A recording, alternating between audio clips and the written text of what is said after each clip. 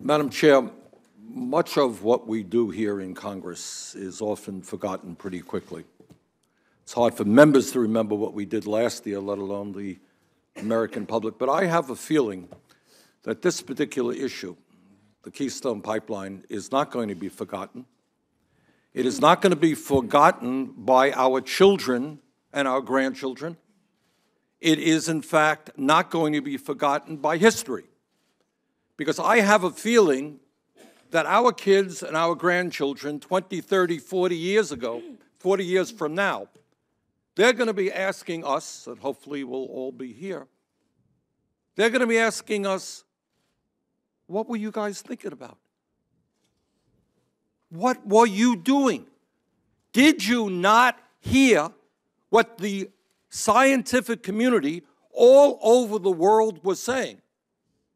That climate change is, in fact, the most serious environmental crisis facing this planet. That's not Bernie Sanders talking.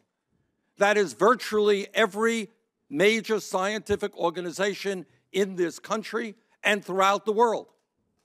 And virtually without exception, what they are saying is climate change is real.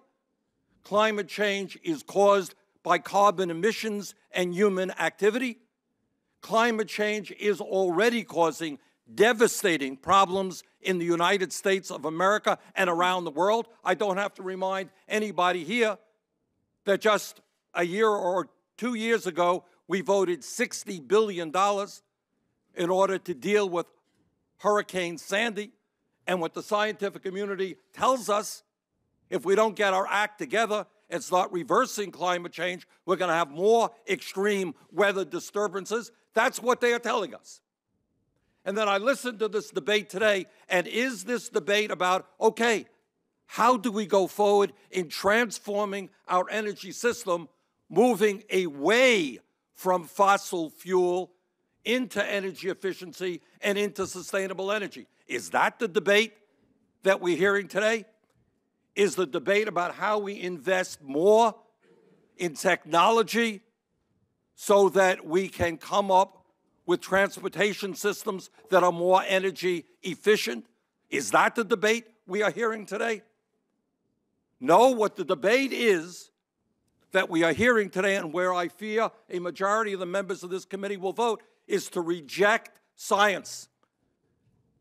And I am very worried about the United States Congress turning its back on science, turning its back on those people who tell us that we have got to cut carbon emissions rather than give a green light for the exploration and the production of some of the dirtiest oil on this planet.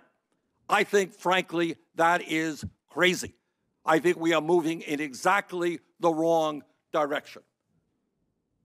I want to thank President Obama for telling us that he will veto this legislation, and I certainly hope that we will have the votes in Congress to sustain that veto. And more importantly, I hope very much that we get our act together, transform our energy system, move to energy efficiency, move to weatherization, move to wind, solar, geothermal, and other sustainable energies. Thank you very much, Madam Chair.